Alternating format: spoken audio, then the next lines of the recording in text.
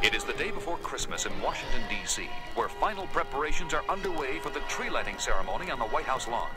We join newscaster Jimmy Olsen as he moves through the crowd outside the fence. Hi, everybody. What a day this is. There's an excitement in the air like you wouldn't believe. Never saw so many happy faces. The holiday spirit is so strong you can almost feel it. Excuse me, sir. I'm Jimmy Olsen, WGBS TV. Can I talk to you for a minute? Sure. How do you like Washington? Great. What do you think of that tree up there? Fantastic. I'm from Oregon, and I know something about trees, and I tell you that's got to be the biggest Christmas tree ever. Make a great show when the lights go on. Thank you, sir. And you, ma'am, what do you think of all this? Beautiful, just beautiful. I can hardly wait until tonight. It will be almost as beautiful as stars over my home state of Alabama. Thank you, ma'am. And you, sir, have you ever been to one of these? And while Jimmy Olsen continues his interviews, we switch to the WGBS studios in Metropolis, where Lois Lane and Clark Kent are watching a studio monitor. Isn't he doing a great job, Clark? And on his first big assignment. Sure is, and so is the cameraman, getting some great close-ups. Matter of fact, I thought I saw someone Oh, look, that young couple and their little daughter. Listen. And you say you're from Ohio? Right, first time in Washington. And it's also wonderful. When are they going to turn on the lights, Daddy? Right after dark, Amy, and it'll be the biggest, brightest, most beautiful Christmas tree you ever saw. It'll light up the whole lawn. Will it light up the whole world, Daddy? Light up the whole world? Oh, Clark, isn't she adorable? Light up the whole world. Light up the whole world. Light up the whole... Clark, what's wrong? Oh, nothing. Just a little headache. It'll go away. Think I'll just go out for a little air. Walk down by the river. But something was wrong, and the man of steel felt a deep uneasiness grip his whole being. That face I saw in the crowd during Jimmy's interviews and what the little girl said light up the whole world. Somehow they go together like parts of a puzzle, but I can't seem to make them fit. If only I could remember. And as he walks along, racking his brain for answers that don't come, he sees the UN building ahead and decides to go in and listen to the debate in the Security Council in an overtime session.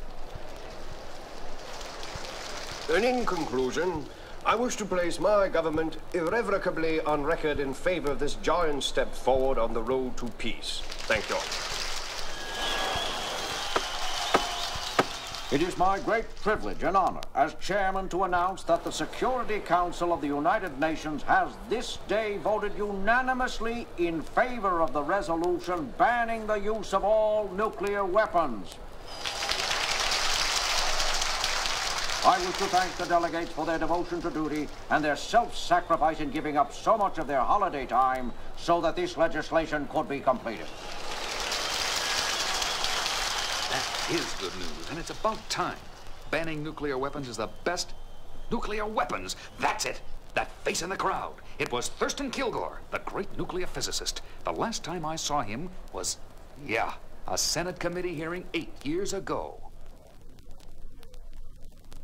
Let me see if I understand you correctly, Dr. Kilgore. You say we now have nuclear superiority enough to deter... Not just superiority, Senator, and not just a deterrent. We have the capacity to destroy our enemies at one stroke, right now, today. You mean... I mean we should launch our nuclear missiles immediately. Without warning of any kind? Without warning, without delay, without mercy. Wipe them all out. You would destroy over 600 million human beings and women, children, just like that? Just like that. It will be the greatest display of man-made firepower in the history of the universe. He's mad. America will be the master of the world for 1,000 years.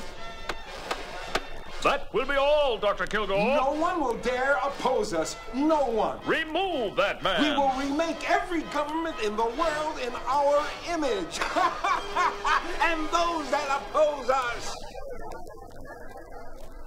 One of the most brilliant scientists of our time had obviously lost his mind and had to be confined in a mental institution.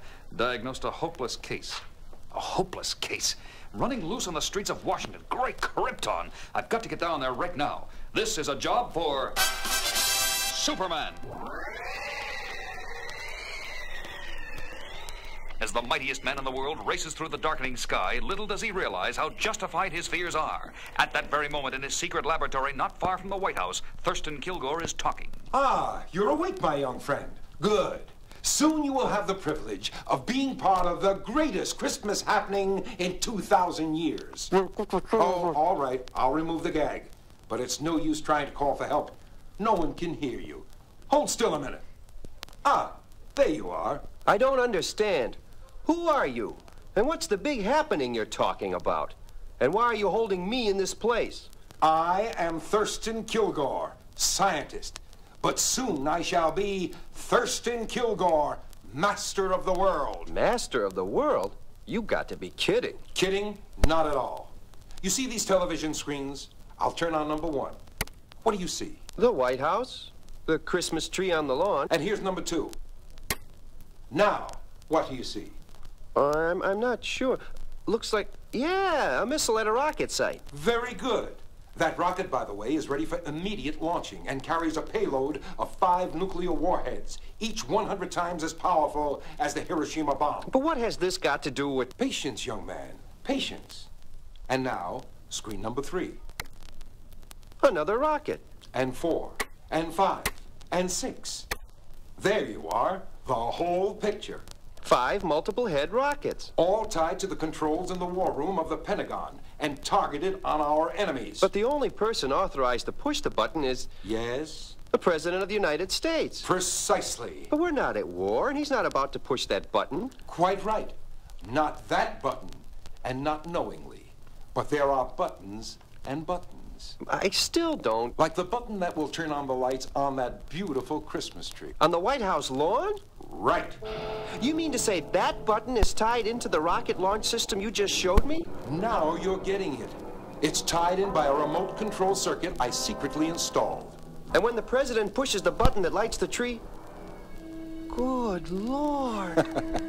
For a brief moment, the lights will go on. And then a bomb concealed in one of the tree ornaments will detonate, destroying everyone in the immediate area. Including the president? Especially the president. And simultaneously, 5 beautiful rockets will soar like avenging angels through the night sky. And when they reach their targets, they will light up the whole world. But what have I got to do with all this? Why hold me? Because you, my young friend, are the bait in a trap I have set to capture and eliminate once and for all the only man who could possibly interfere with my plan, Superman.